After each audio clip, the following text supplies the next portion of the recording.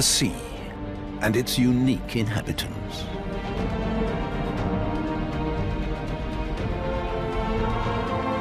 You don't always have to travel to exotic countries. Many miracles happen in unexpected locations.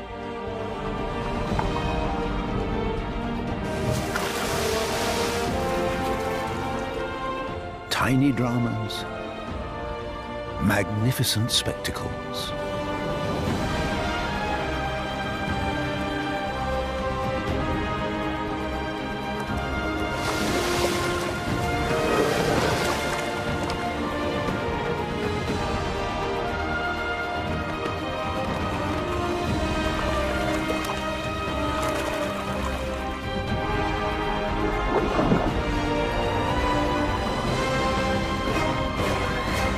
The North Sea and the Baltic, as we have never seen them before.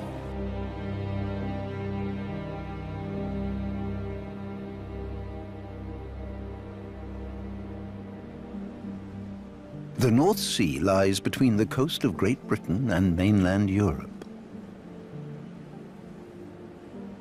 Many of its residents face their greatest challenges at the beginning of their lives. That's the case for a small predator in the Norwegian fjords.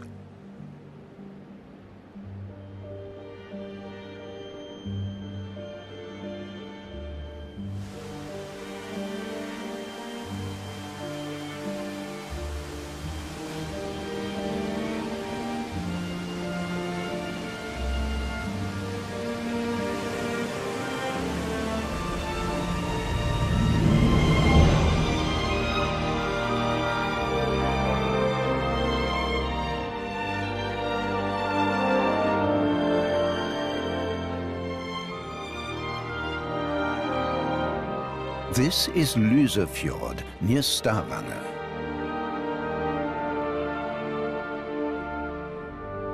Here lives a hunter found almost everywhere in the North Sea. The small spotted cat shark. Fully grown, they reach a meter long and have hardly any enemies. Neither in the depths of the fjord, nor here close to the shore.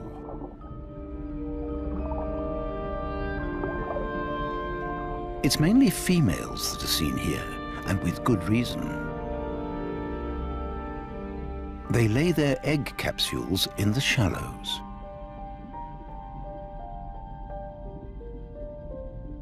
The cord-like extensions give a good grip.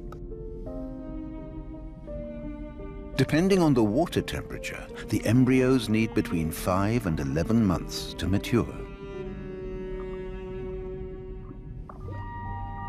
This cat shark baby knows nothing of its future.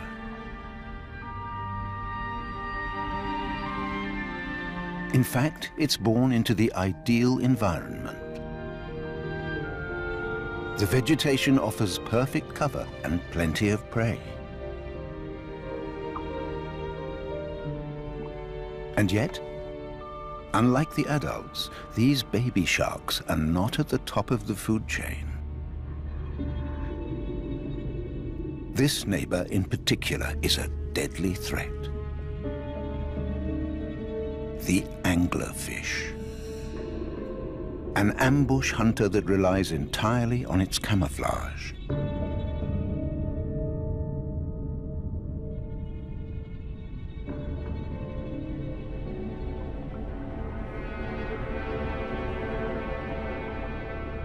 Anglerfish can only catch prey that swim directly above them.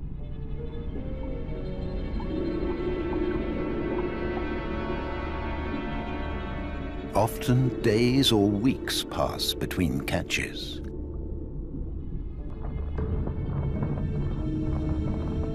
Only a few creatures can disturb an anglerfish. A brown crab looking for a shelter.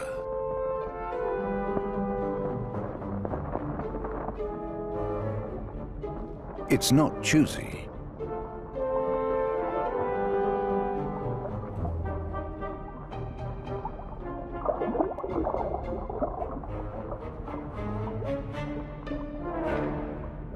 The anglerfish is annoyed. It has to find a new point of ambush.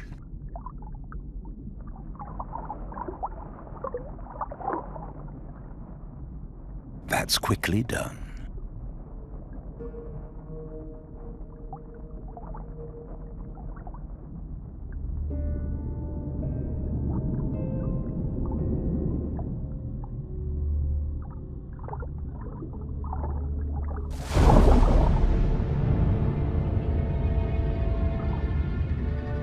The move was worth it. This catch will sustain him for days.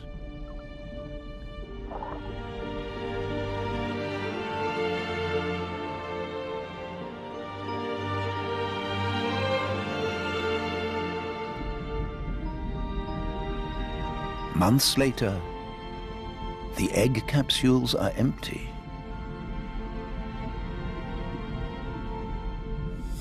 Time for the 10-centimeter long cat shark baby to explore Lyse Fjord.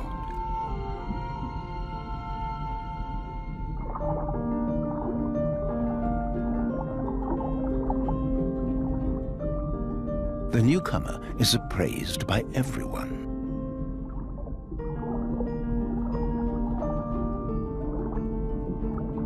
The wrasse are particularly fascinated by the little shark.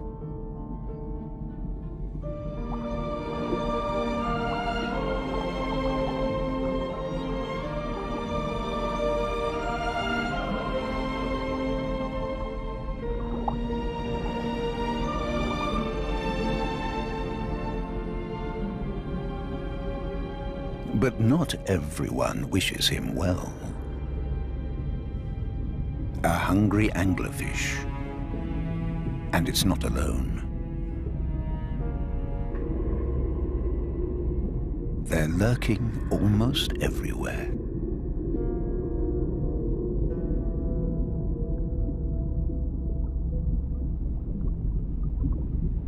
Lyse Fjord is like a minefield.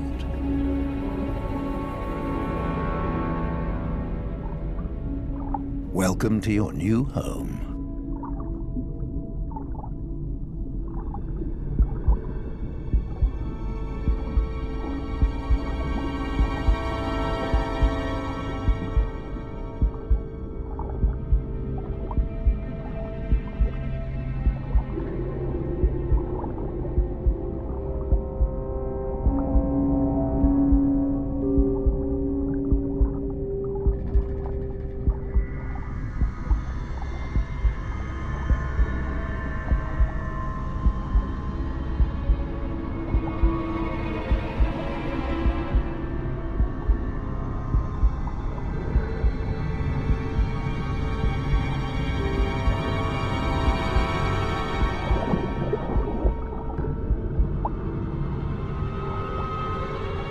From now on, he has to run the gauntlet every day.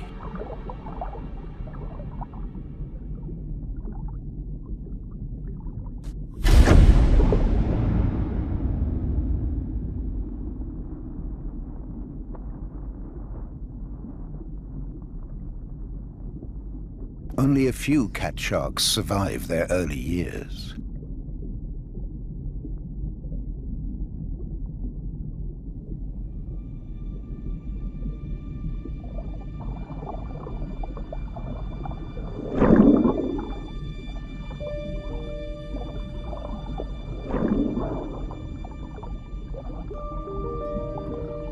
Not even scientists could explain why the anglerfish spits the baby out again.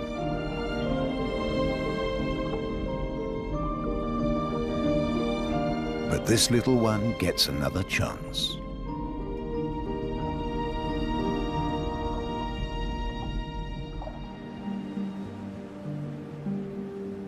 Cat sharks aren't only at home in the Norwegian fjords. They can be found in the English Channel too, the southern entrance to the North Sea. For example, here, off the coast of northern France.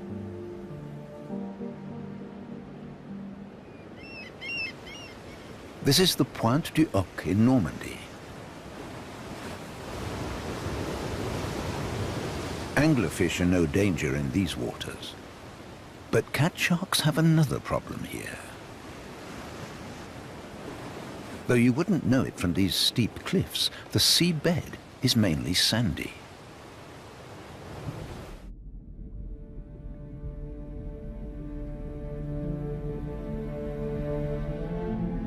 Rocky oases like this are rare.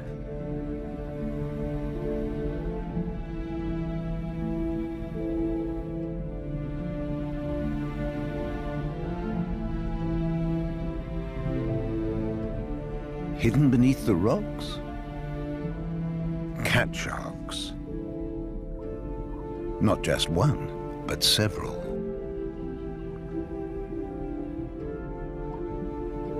These little sharks are loners, but the shortage of suitable shelter makes them share. They hunt at night and sleep in the daytime in the shelter of the rocks.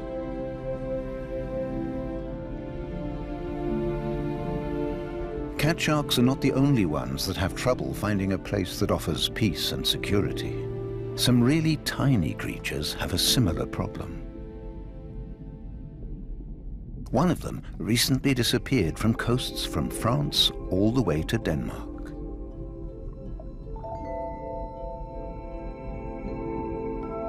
Seahorses. This female is a real pioneer. As a larva, she was brought here by the current, and she was one of the first to recolonize the gateway to the North Sea. It won't be easy for these creatures to reclaim the coasts further east. Seahorses can only make headway in seagrass that gives protection from the current. For a successful comeback, one thing is needed: more seahorses. For weeks, the female has been searching for a male. Her chances don't look good. The remaining seahorses live in seagrass clumps far from one another. The bare stretches between the oases are insurmountable for these poor swimmers. Once, seagrass grew everywhere, but fungus and pollution plagued it for decades. Today, conditions are better, and the seagrass might recover.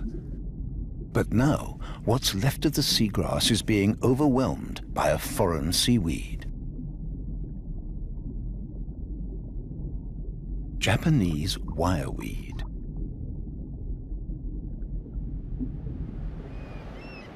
Low tide at Pointe du Hoc. These shallows are completely covered by the wireweed. It's an extremely invasive species.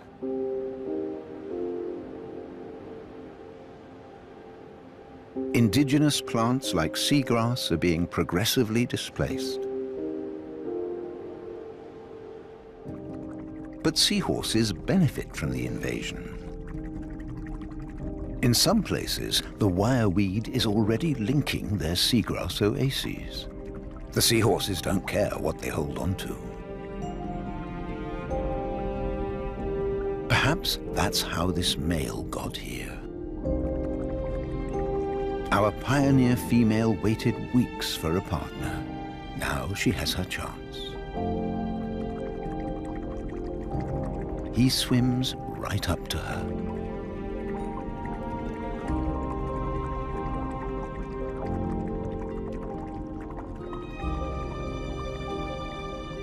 Can she win him over?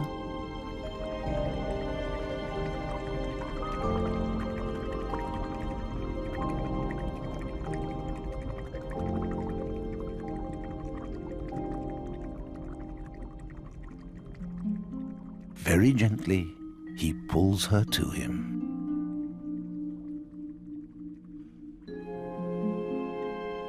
She's done it. The mating dance begins.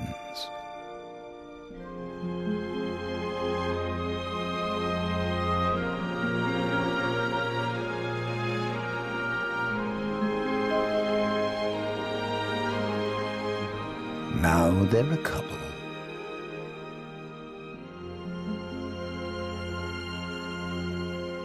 Maybe one day their offspring will colonize the coasts of the North Sea. Japanese wireweed is already waiting everywhere for them.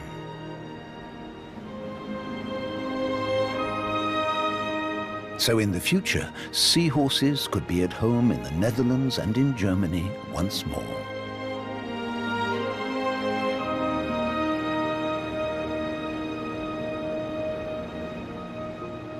The North Sea is half as big again as Germany. And averaging less than 100 meters deep, it's a fairly shallow sea.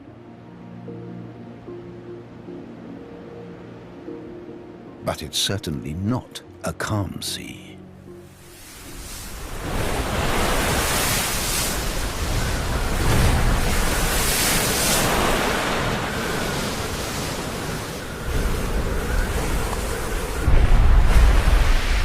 Winter storms rage, smashing against the cliffs of a lonely, rocky island.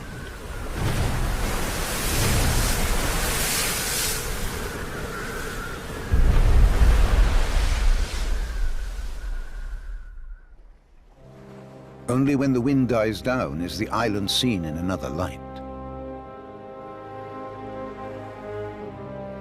Heligoland. In November every year, its offshore dunes are a nursery for one of the North Sea's biggest predators, the grey seal.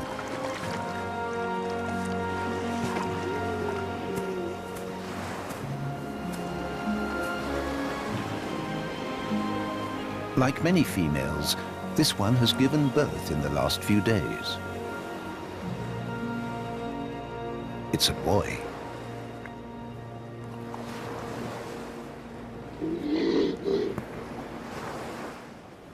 His mother belongs to the harem of a mighty male.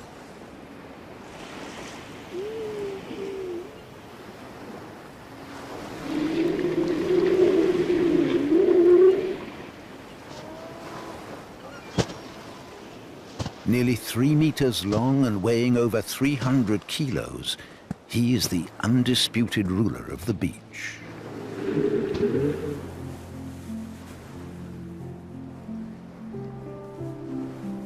His harem consists of about 10 females.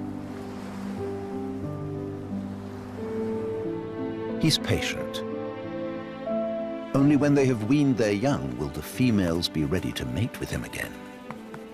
And that's the goal of many other males, too. A handful of adolescents are constantly trying to approach his females.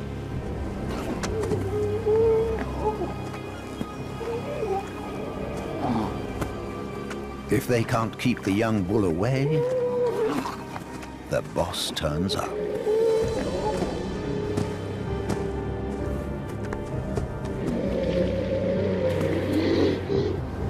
For the younger males, his appearance alone is enough.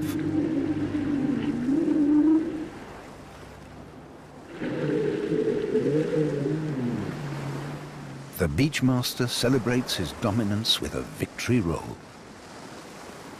He can be sure his females are watching closely. After all, they only want to mate with the strongest partner.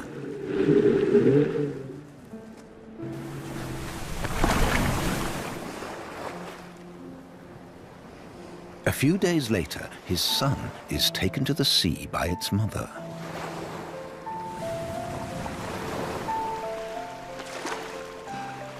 Initiation to the sea usually starts in the 2nd or 3rd week after birth.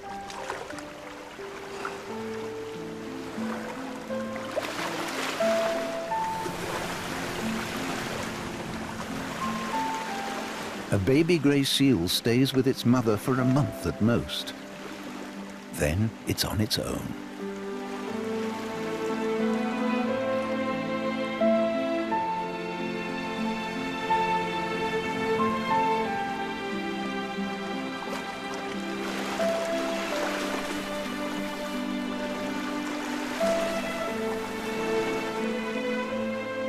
The baby can't stay in the cold water for long. On land, its light-colored fur is perfect insulation, but it's not waterproof. This will only change at 4 weeks after the molt. Soon, his mother will have other duties. Mating season is coming. Another female in the harem has sensed this too. And some males have raging hormones. The beachmaster can't accept that.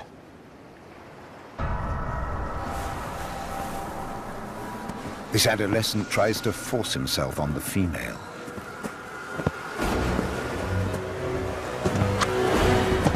The boss comes to her aid.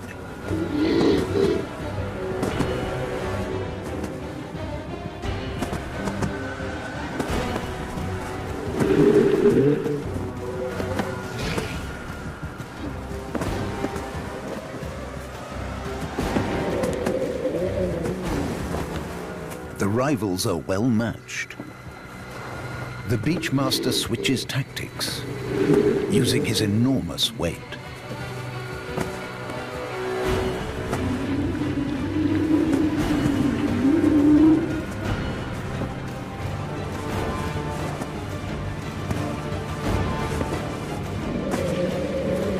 The rescued female witnesses his commitment to his harem.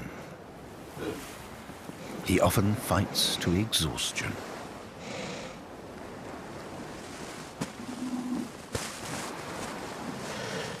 Their victory roll shows everyone. He reckons he's the winner. While the challengers have only him as their opponent, he has to take on several of them every day. This visibly weakens him.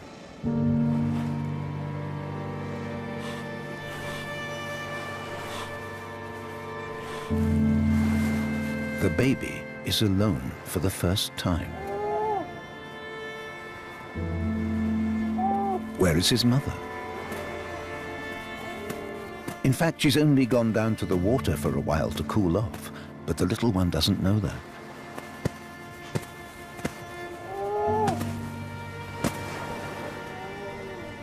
He looks for her desperately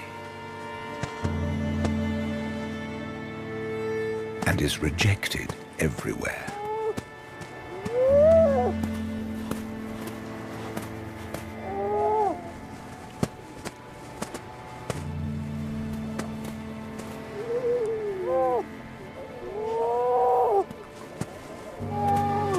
Seal mothers only look after their own young.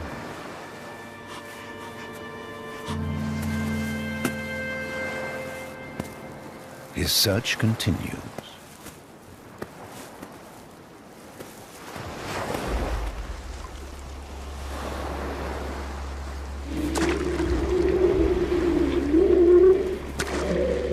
His father has a problem too.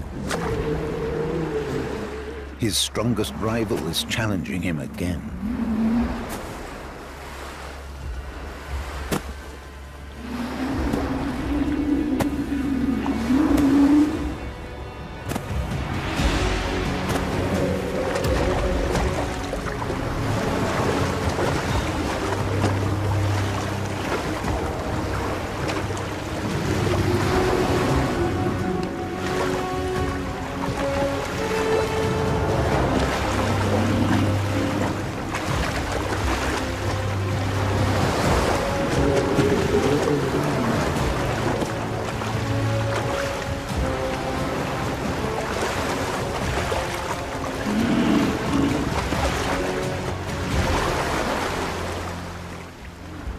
The heavyweights are exhausted.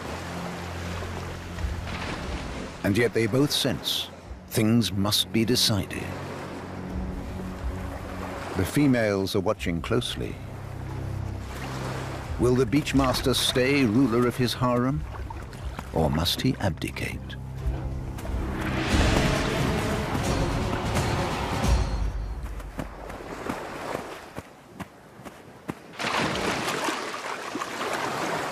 His rival retreats for good.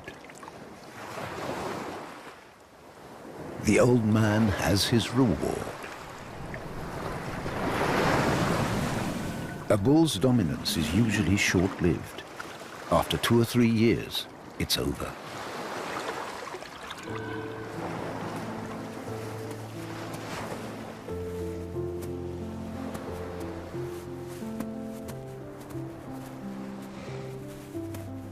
In the meantime, his son has found its mother again. In just a few days, she will finally leave him to mate with the beachmaster once more. Perhaps one day this pup will rule over his own stretch of beach.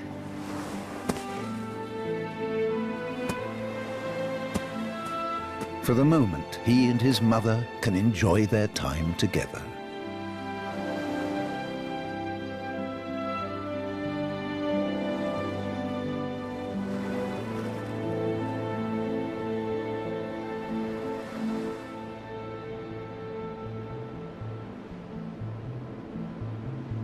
For these giants to survive in the North Sea, they need vast amounts of food.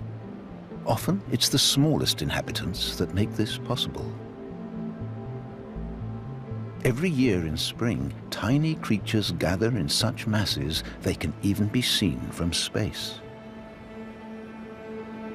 The North Sea becomes an abstract work of art.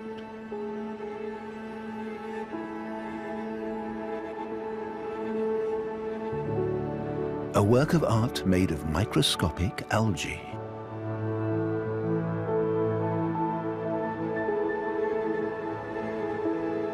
Once the sun is strong enough in early summer, they bloom and multiply in their billions.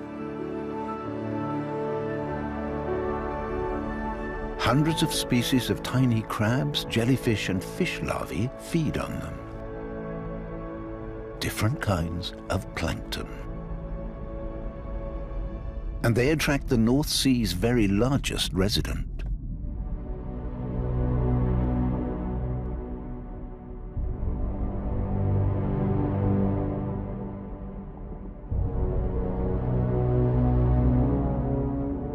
The basking shark.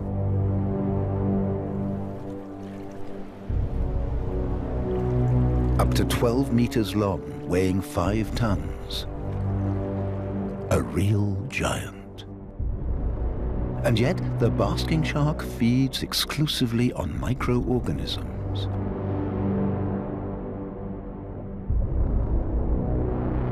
It has to filter up to 2,000 tons of water an hour. The contents of an Olympic swimming pool. Its meter-wide mouth and special filter organs in front of its gills help it do this. Researchers suspect that these huge fish use their keen sense of smell to find plankton in the vastness of the sea. So a basking shark is rarely on its own for too long.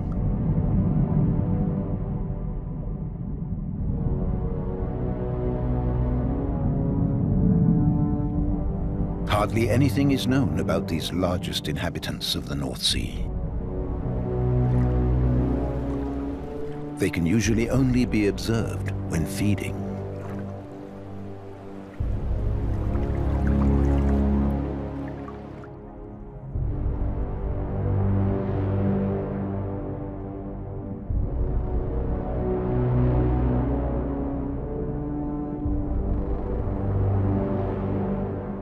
Their ballet is short-lived.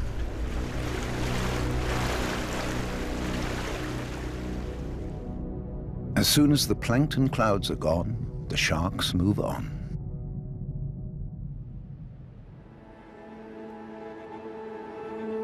In the endless blue, even these giants seem tiny.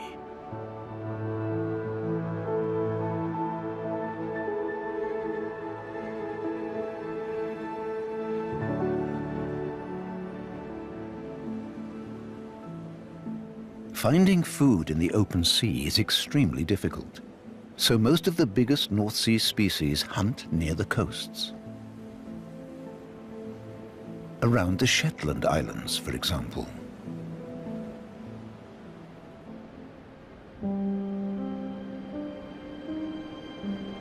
These rocky shores are mostly bare.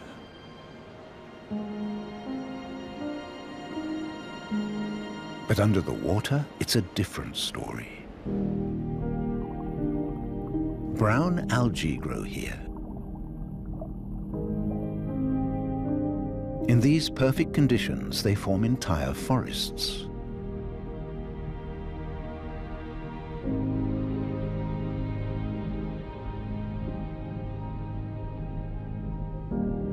Nurseries for countless sea creatures.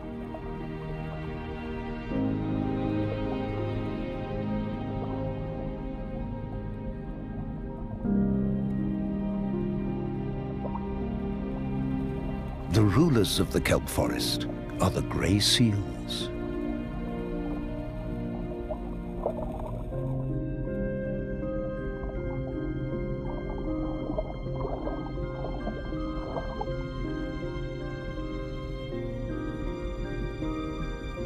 The brown algae provide food and cover.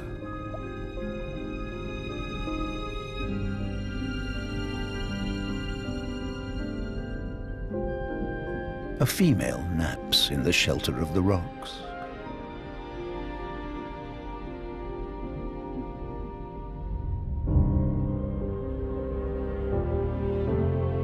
She's being watched.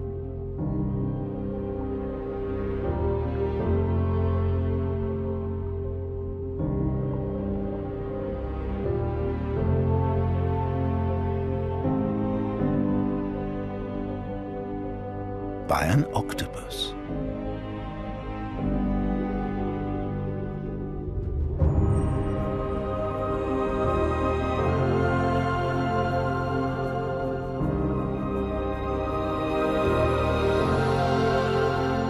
Mostly active at night, it rarely hunts during the day.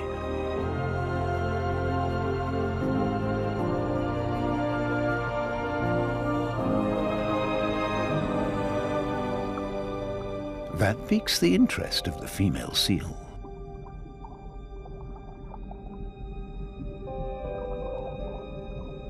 It would be easy to eat the octopus.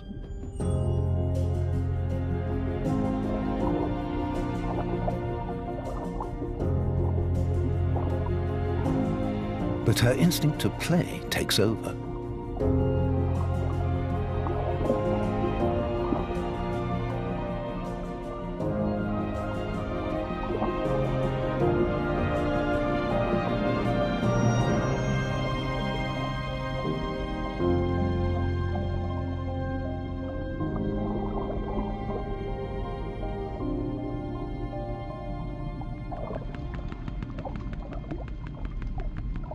Suddenly, a strange clicking sound.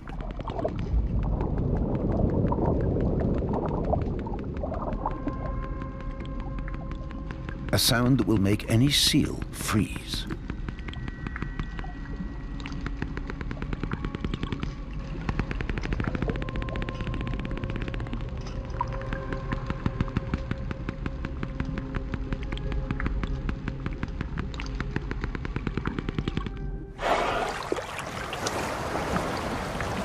Orcas.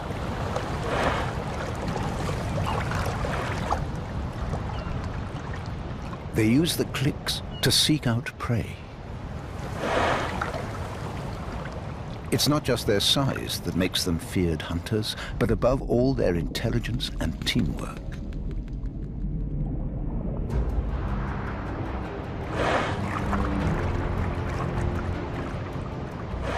Now they're targeting the female seal.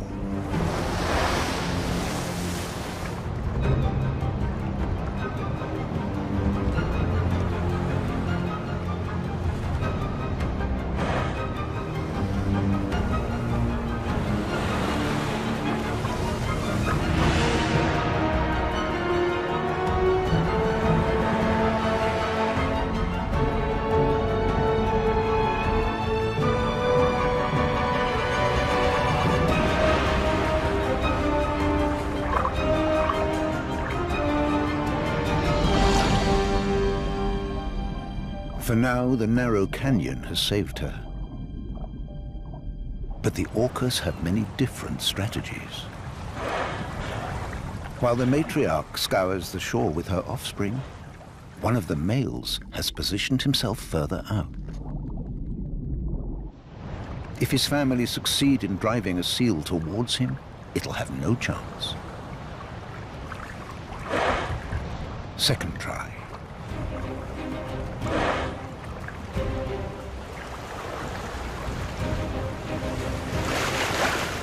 Then, as if at a secret signal,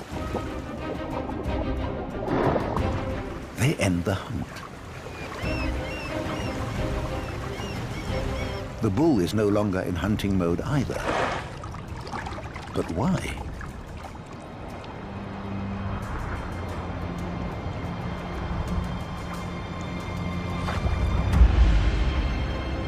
He has knocked a seal unconscious. Now he's waiting for his family.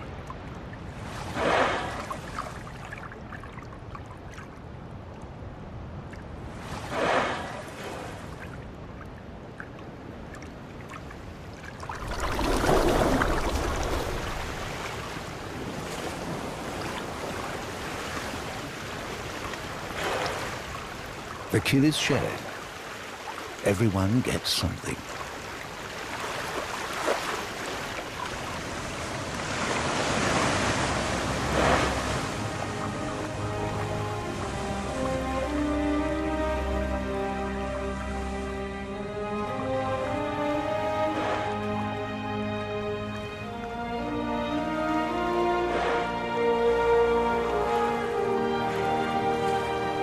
Normally, these orcas hunt herring in Iceland, but the pod keeps coming to the Shetland Islands. They're probably attracted to the kelp forest's rich food supply in the summer. It ended well for the female this time. But there will be more attacks.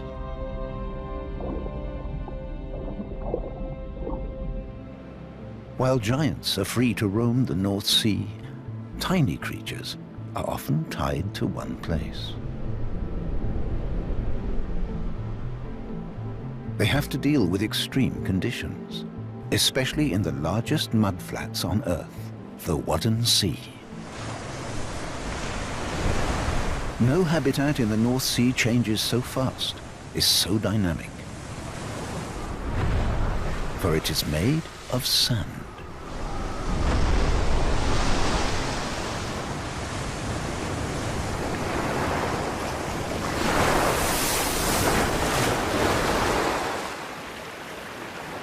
Over the years, a transformation becomes visible.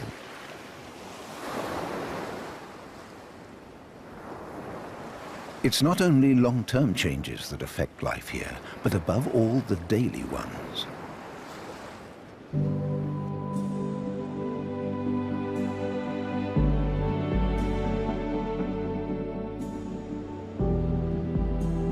In contrast to other North Sea coasts, the shore here descends very gradually. So everything is subject to the rhythm of the tides.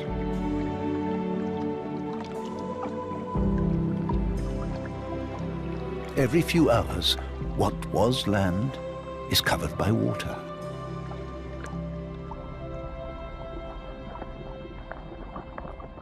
One animal has adapted especially well to this. The shore crab. This male is looking for food.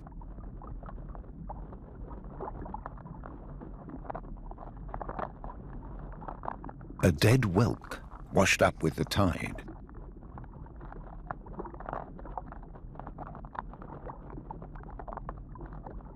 To survive in the Wadden Sea, you have to seize every opportunity. Small shrimps, mussels, or simple scraps, he'll take anything.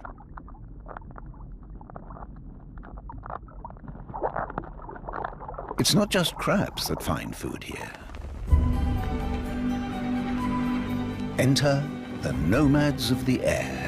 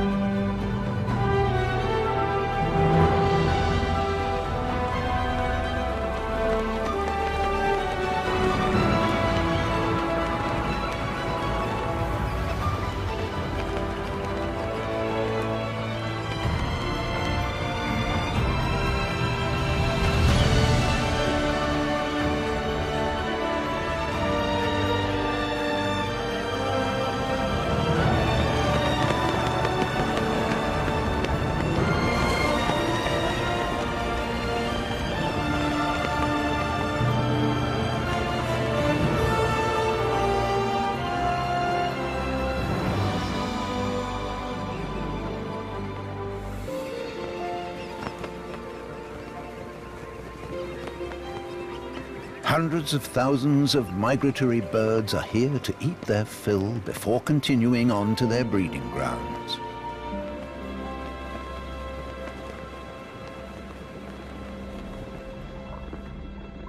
They're actually no danger to the male shore crab. And yet it has to watch out now, because its worst enemy is hiding among the birds. Eider ducks.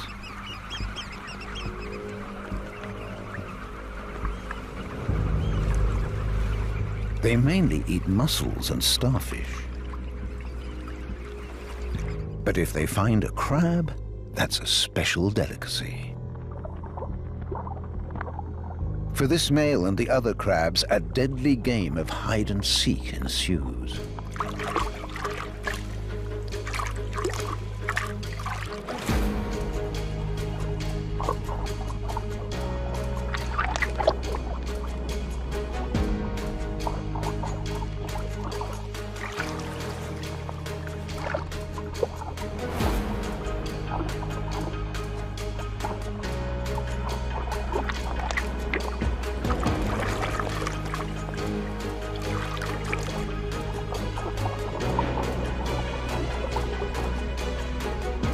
If you don't take cover now, you're easy prey.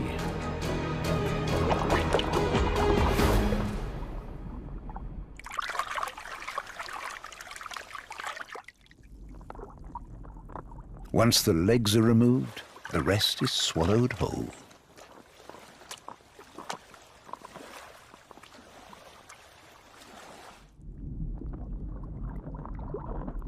The male shore crab was lucky.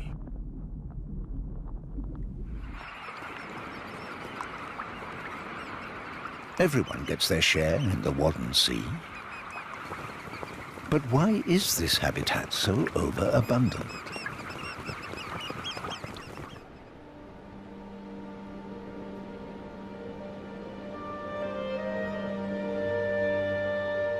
It's all down to the moon.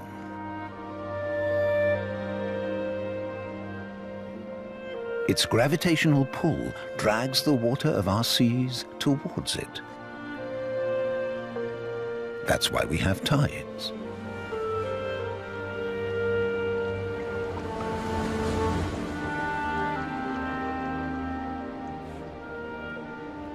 This interplay constantly flushes fresh nutrients into the Wadden Sea, a paradise for lugworms.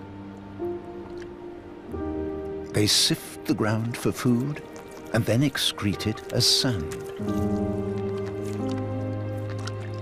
The worms, clams, and crabs hidden under the surface not only attract masses of birds, but plenty of other residents too. 2,500 species live in these waters.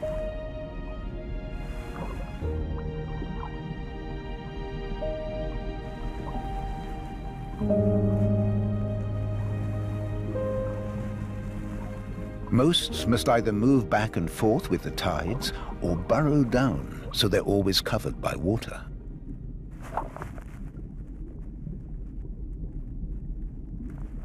Shore crabs don't have to. They've developed an ingenious trick.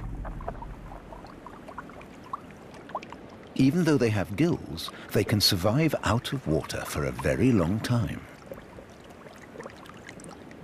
They use their mouthparts to create a stream of air, supplying their gills with oxygen.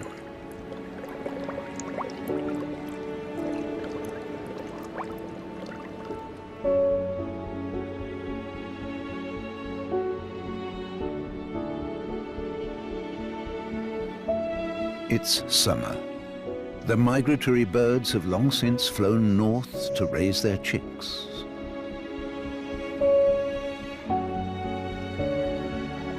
The male shore crab also wants offspring. He's looking for a mate. And he doesn't have to search too far. This is his chance.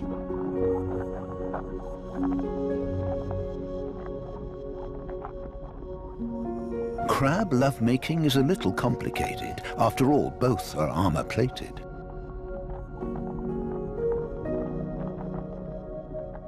The male has to turn the chosen one round and slide her under his own body. It won't work out without her help.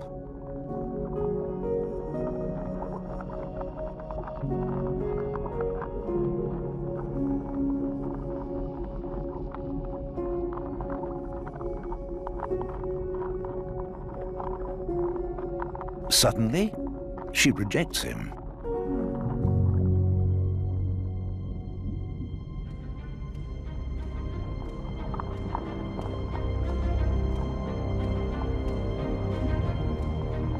A rival. He wants to mate with her too, but there's only room for one here.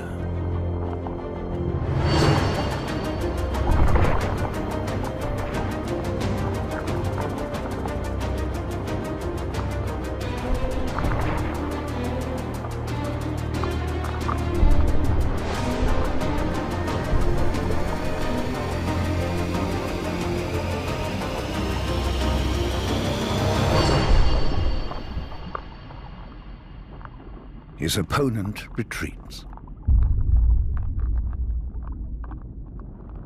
A little later, the male finds the chosen one again. They pick up where they left off.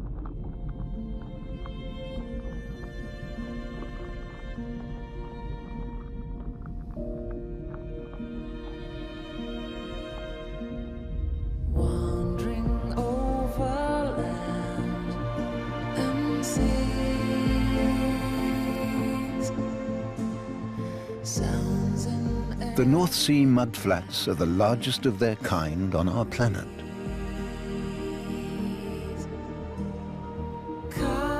At first glance, they look barren and empty. And yet they feed millions of birds and provide a home for fish and small animals. A habitat of superlatives.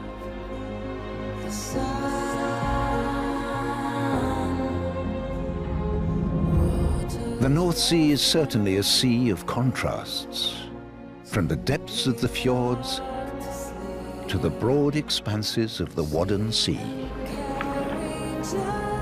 The challenges for its inhabitants are as varied as the seascapes. Only those that overcome them will have a chance, whether they're huge or tiny.